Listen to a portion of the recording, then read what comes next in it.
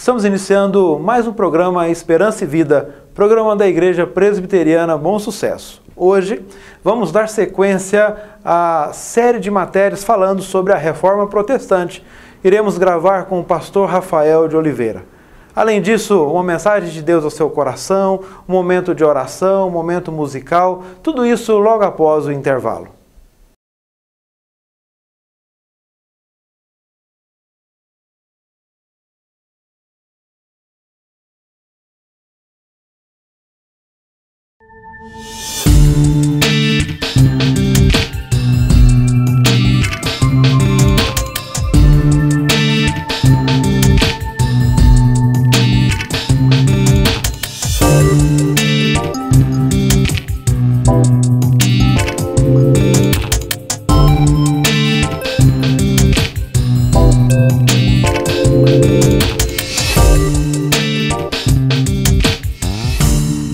Sabemos que na correria do dia a dia, o aparelho de celular é indispensável. Se o seu apresentou algum defeito, eu indico para você Conserta Smart. Procure e você será muito bem atendido. Está aqui para você o endereço e o telefone tanto de Rio Claro quanto da cidade de Leme.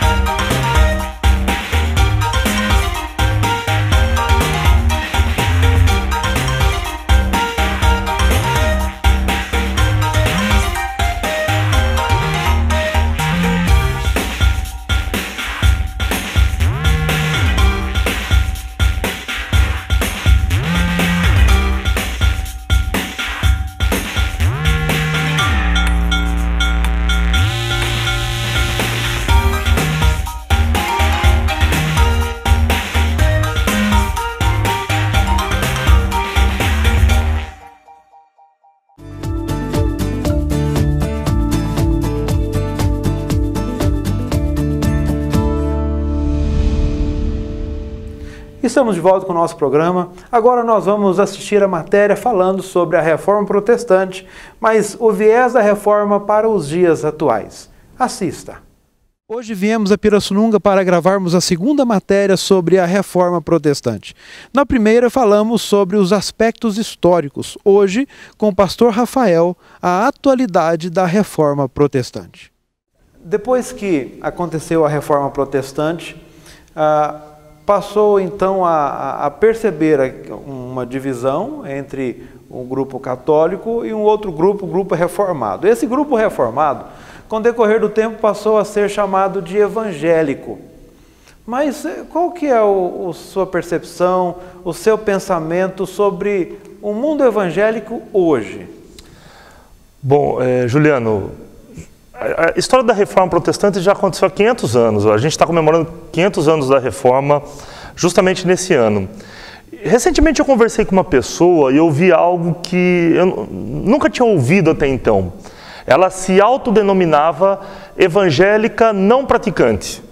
É uma coisa que para mim foi novidade, que até então eu nunca tinha ouvido falar essa frase com respeito a um evangélico. Eu sou evangélico, mas eu não sou praticante.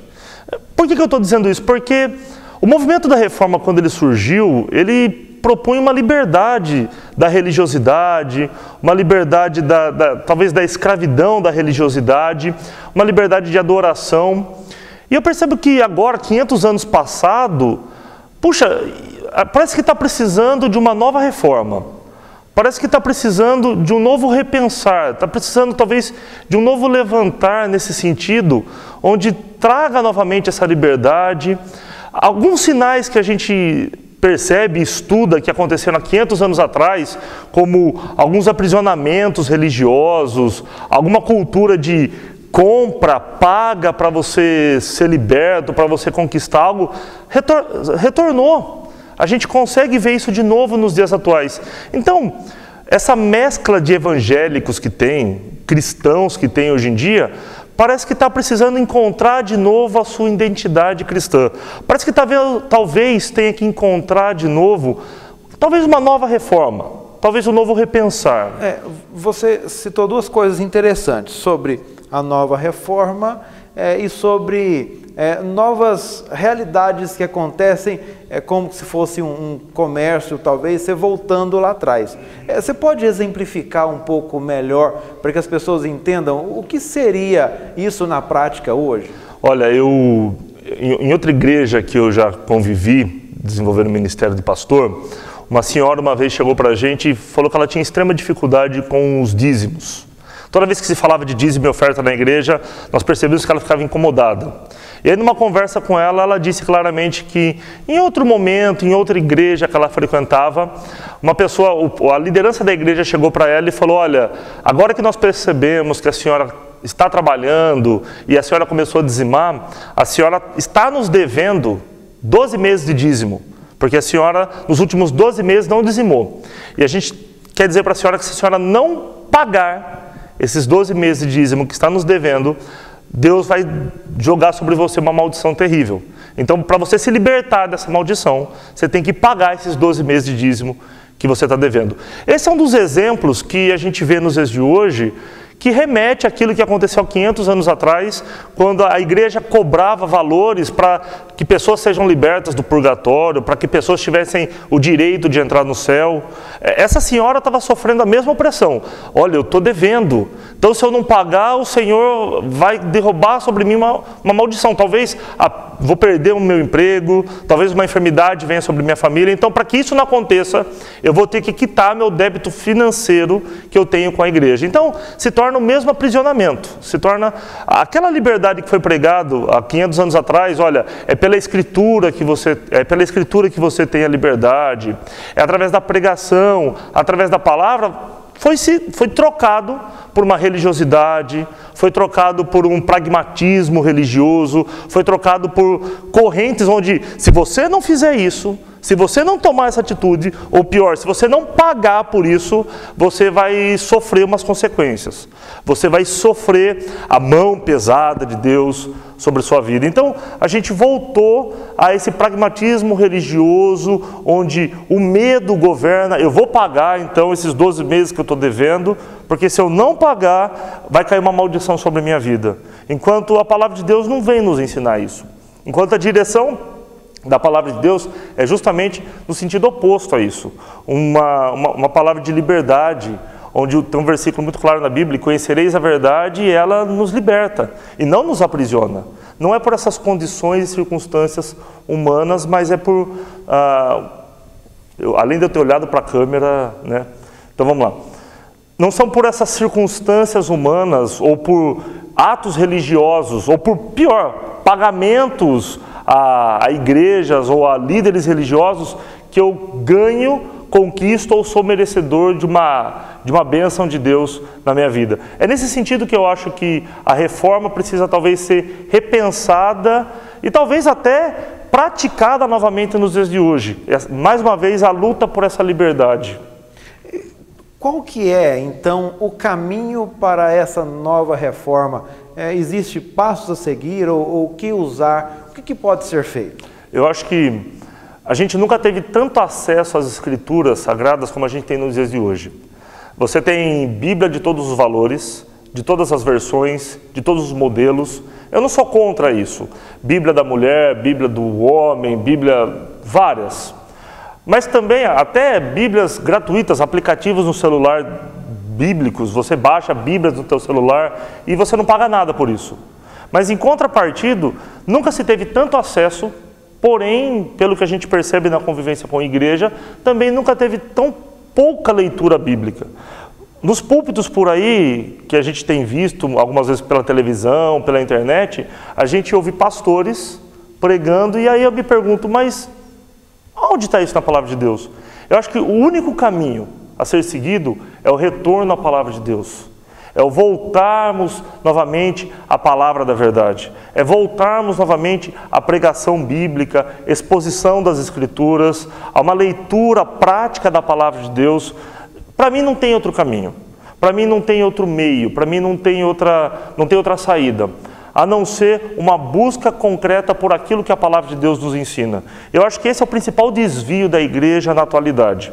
Foi isso que Lutero lutou há 500 anos atrás. Olha, a palavra de Deus para todos, a palavra traduzida na língua de todos. Hoje a gente tem, na nossa língua, com mais palavras, com menos palavras, com várias versões, porém ela tem sido deixada de lado. Muitas vezes um adorno na nossa sala, exposta na estante, aberto num salmo determinado, quase como um amuleto para as nossas vidas.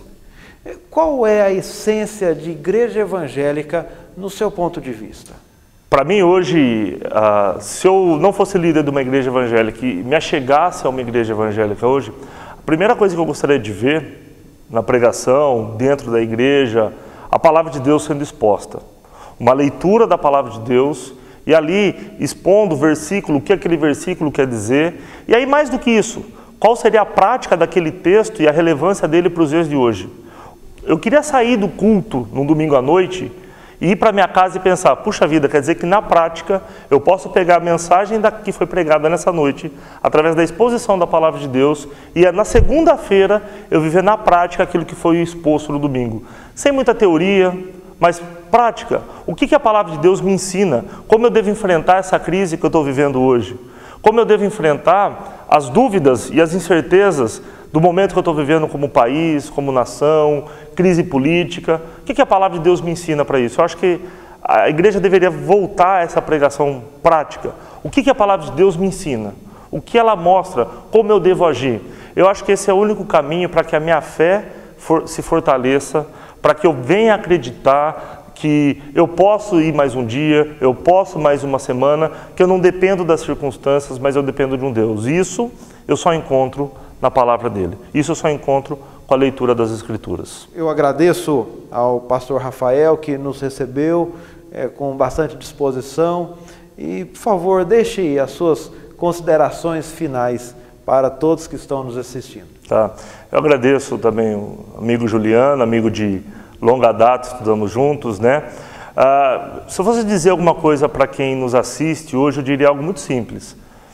Você deve procurar uma igreja, mas procure uma igreja séria, uma igreja que venha expor realmente a palavra de Deus, uma igreja que transmita verdadeiramente o Evangelho. Eu não estou fazendo uma propaganda de uma bandeira determinada, mas eu estou fazendo uma propaganda de uma igreja que realmente venha expor a palavra de Deus. Busque sim uma igreja evangélica hoje, faça parte da comunhão de uma igreja, mas procure ser uma igreja séria, uma igreja que tem uma exposição da palavra, uma igreja que prega e usa realmente as Escrituras do Senhor como base doutrinária.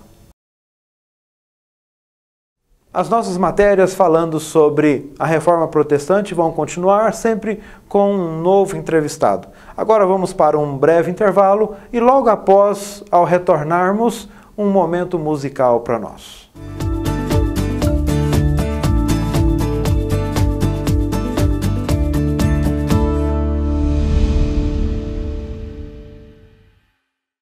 Sabemos que na correria do dia a dia, o aparelho de celular é indispensável.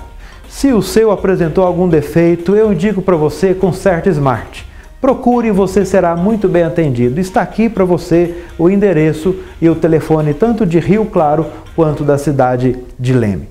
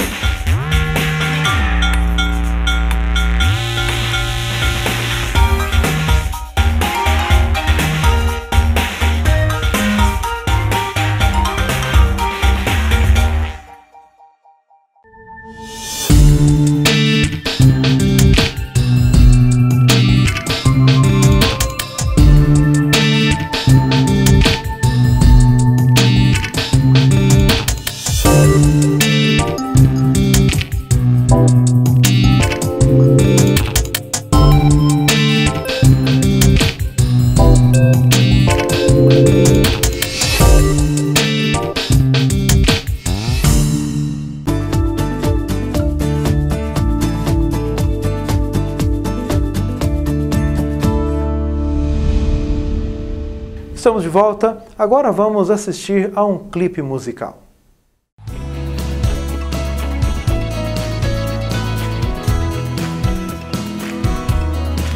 Ele está vivo, querida. E nós vencemos com Ele.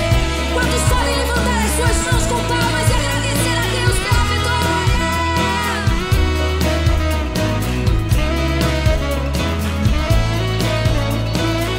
Declare bem alto comigo. Porque Ele vive, posso crer no amanhã. Porque Ele vive, declare, temor não há, mas eu bem sei que a minha vida está nas mãos do meu Jesus que vive está.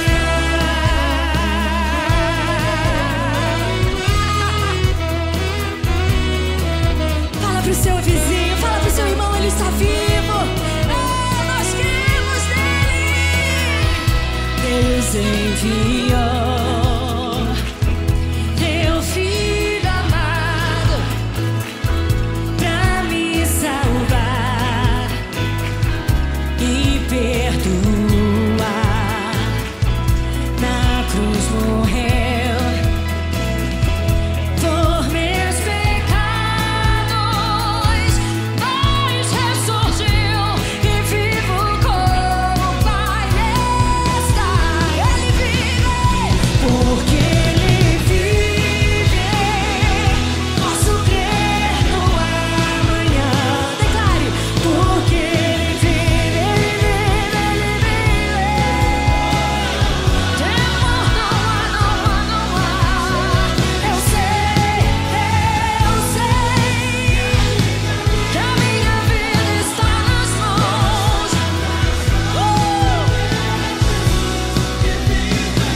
Levante as tuas mãos aos céus. Porque Ele vive, posso crer no amanhã. Porque Ele vive, Ele vive. Não há temor algum. Eu sei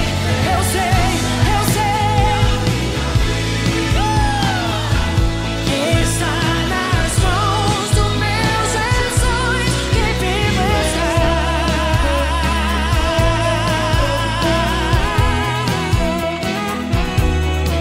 Levante as duas mãos aos céus.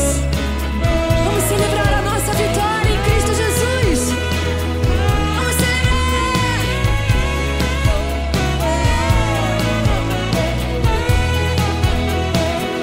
Jogue as suas mãos aos céus.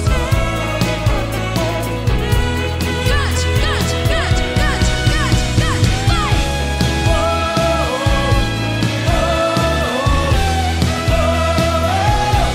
Declare mais alto.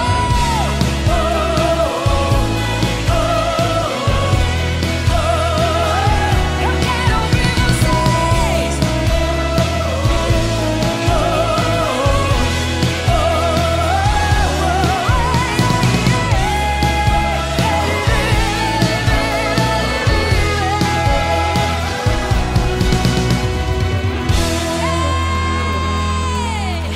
Se você pode, dê uma forte salva de palmas ao Senhor que é vivo.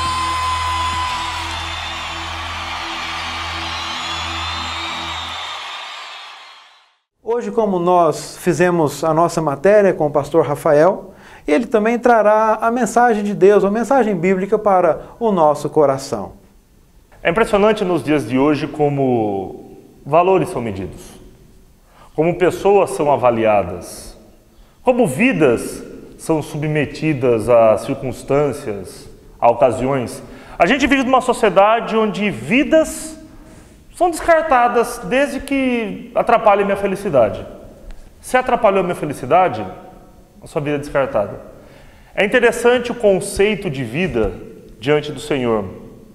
Como a palavra de Deus nos apresenta o conceito de vida segundo o olho divino. Não preciso nem dizer aqui para a gente, é fato que como a gente enxerga as pessoas, como a gente enxerga as circunstâncias, é muito diferente da forma que Deus nos enxerga. Às vezes a gente vive numa sociedade onde a gente está demasiadamente preocupado como os outros me veem. Haja visto as academias sempre lotadas, as pessoas sempre buscando melhorar a sua aparência.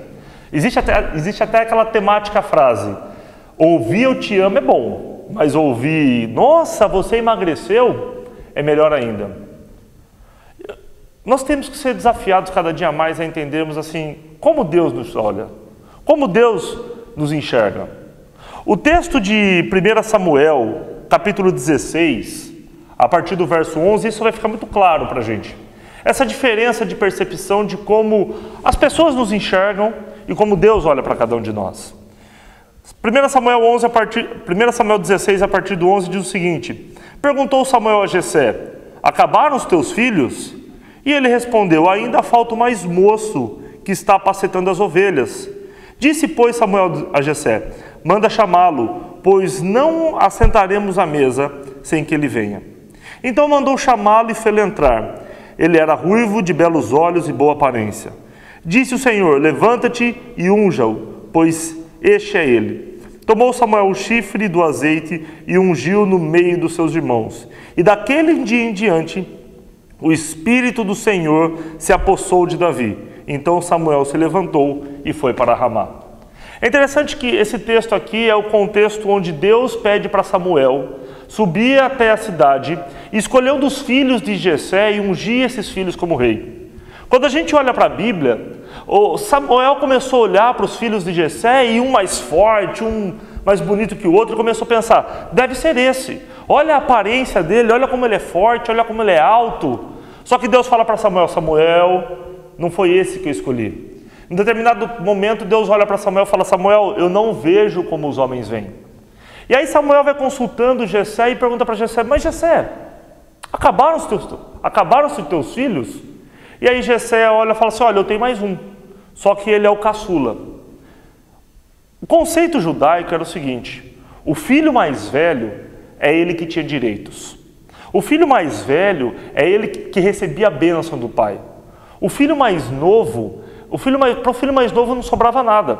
E o texto vai dizer que além dele ser o mais jovem, além dele ser o caçula, era ele que apacentava as ovelhas.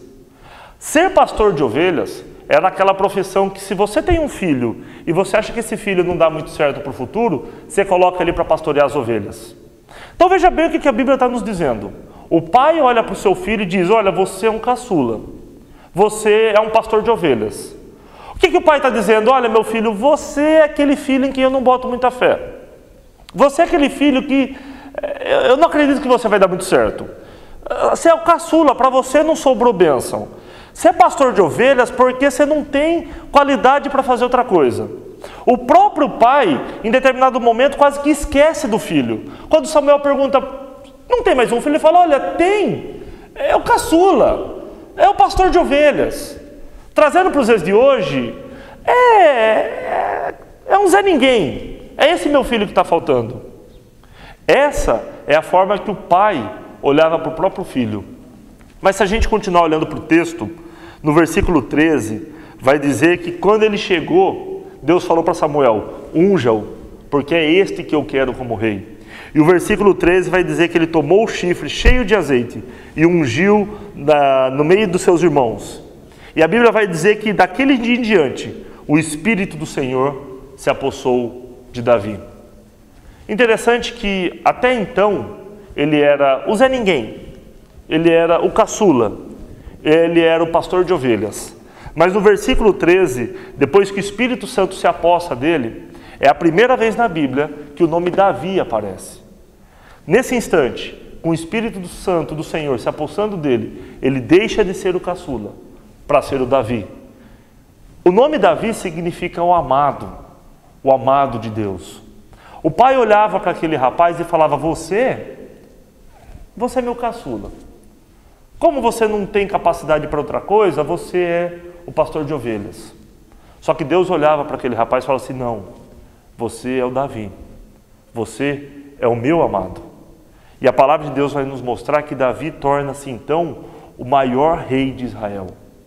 Davi torna-se então um dos principais patriarcas da genealogia de Cristo. Essa é a diferença de como os homens olham para nós e de como Deus olha para nós.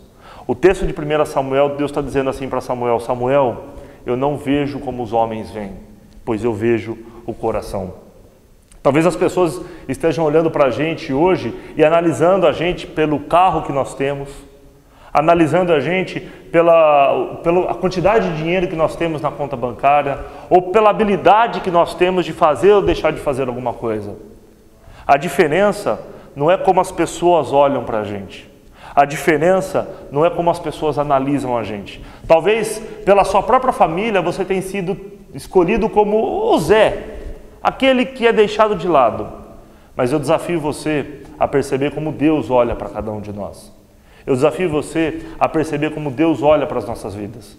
Porque enquanto esse jovem rapaz, caçula, pastor de ovelhas, esquecido pela sua família, por Deus, ele foi reconhecido como o amado. Depois a própria palavra de Deus vai chamar como o homem segundo o coração de Deus, conhecido e reconhecido como o maior rei de Israel. Os homens olhavam para ele como um caçula, pastor de ovelhas. Mas Deus olhava para ele como o amado de Deus. Deus olhava para ele como já o maior rei de Israel. Eu não sei como as pessoas olham para cada um de nós. Eu não sei como as pessoas olham para a sua vida. Mas eu quero desafiar você a encarar como Deus tem olhado para você. E entender que Deus tem um projeto para a sua vida. Apesar da forma que os outros olham para você, eu quero que você descubra que para Deus você é o amado dele. Você é o escolhido dele, a quem ele entregou o seu filho para morrer em vosso lugar. Que Deus abençoe você hoje, ricamente e para todo sempre. Amém. Agora vamos ter um momento de oração, que o pastor vai pedir as bênçãos dele sobre a sua vida. Deus, nós te louvamos e te agradecemos, ó Pai. Nós te bendizemos aqui porque o Senhor é Deus, o Senhor é digno de ser exaltado sobre todas as coisas. Ó Deus, abençoa as pessoas aqui nesse instante que estão assistindo esse vídeo, ó Pai. Que o Senhor esteja à frente de cada uma delas, abençoando o caminho que elas vão percorrer.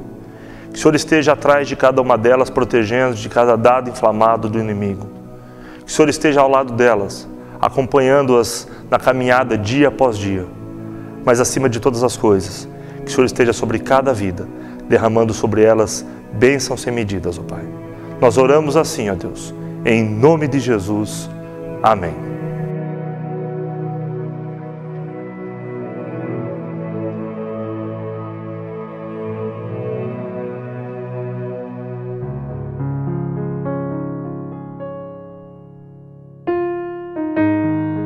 Você, mulher, é nossa convidada para estar presente toda quarta-feira, às 7h30 da manhã, em Momento a Sós com Deus em oração. E todo domingo às 9h da manhã, escola dominical. E às 7h da noite, culto de adoração a Deus. Você é nosso convidado.